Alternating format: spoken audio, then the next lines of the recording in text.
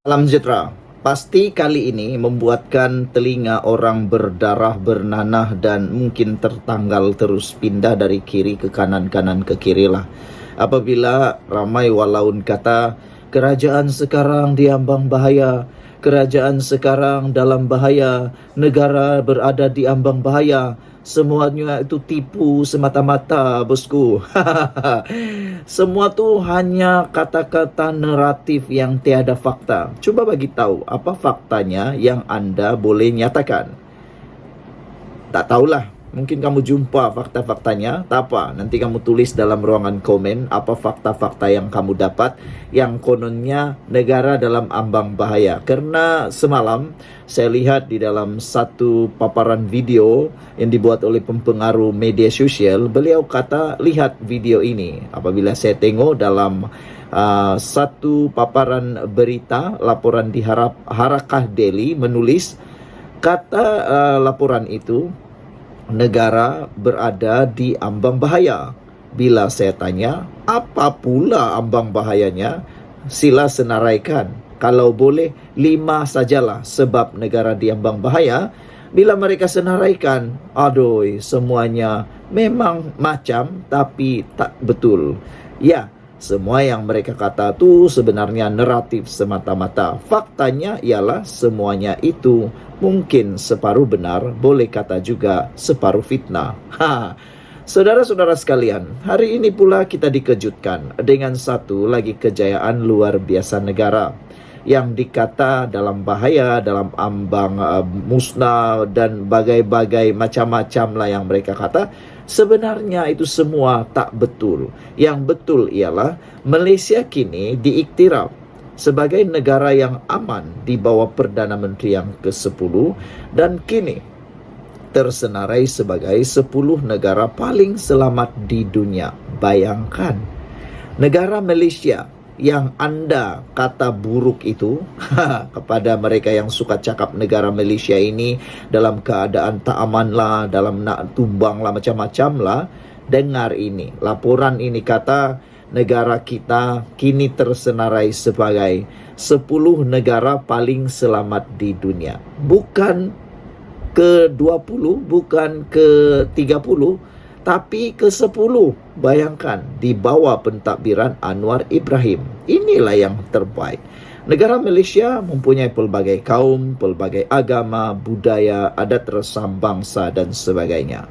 Tapi di bawah pentadbiran Anwar Ibrahim, Perdana Menteri Malaysia, beliau berjaya menyatu padukan semula rakyat Malaysia sehingga buktinya kita diiktiraf sebagai 10 negara paling selamat di dunia. Malaysia terus mempamerkan rekod baik di bawah pentadbiran kerajaan Madani apabila menduduki tangga ke-10 negara paling selamat di dunia daripada 163 buah negara.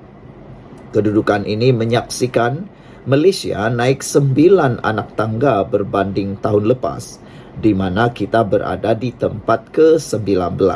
Jadi, anak kata apa lagi? Bikin malu sajalah kamu yang menabur fitnah itu. Tolong share video ini supaya mereka tahu bahawa mereka kini melakukan dosa besar, memfitnah kononnya kerajaan sekarang ini tak aman. Tapi kita diiktiraf negara 10 terbaik aman di dunia.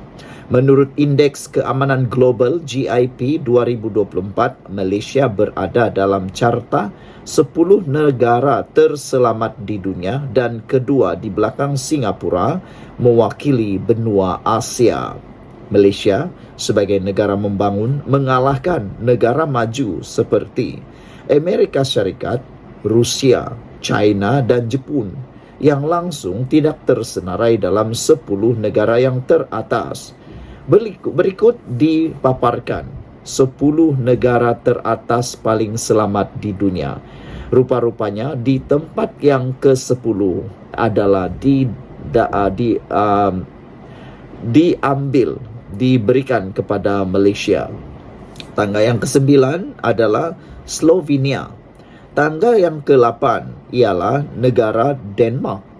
Dan tangga yang ke-7 pula ialah negara asal Cristiano Ronaldo, iaitu Portugal.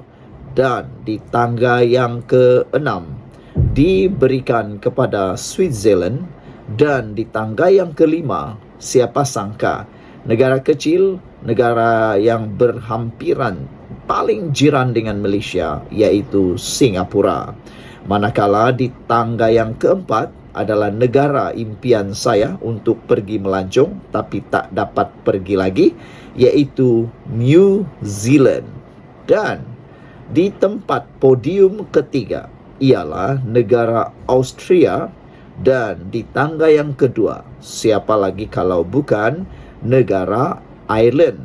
Dan pastinya anda tak sangka langsung bahawa negara paling selamat di dunia digondol oleh negara Iceland.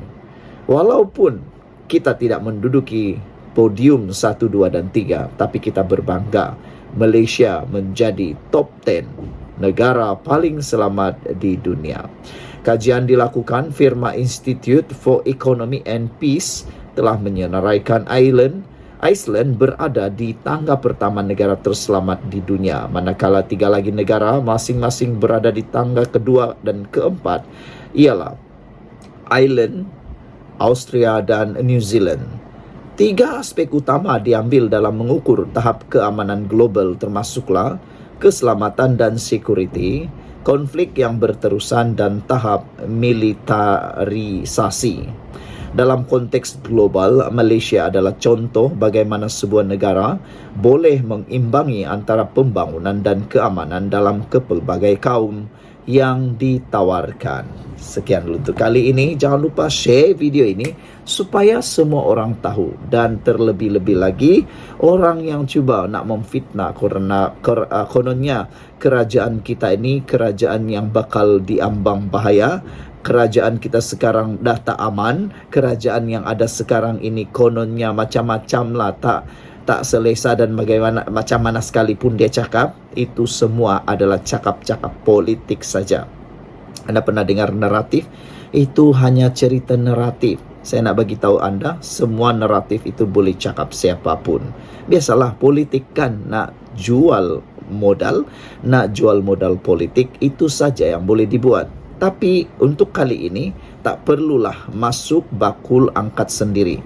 Malaysia diiktiraf bukan oleh negara Malaysia sendiri, bukan oleh ajiran sendiri, tapi oleh sebuah firma yang diiktiraf dan boleh sangat dipercayai, yaitu firma Institute for Economic and Peace. Tahniah diucapkan kepada kerajaan kita Malaysia, negara Malaysia, kerana berjaya naik 9 anak tangga daripada 19, kini tangga ke-10. Bravo!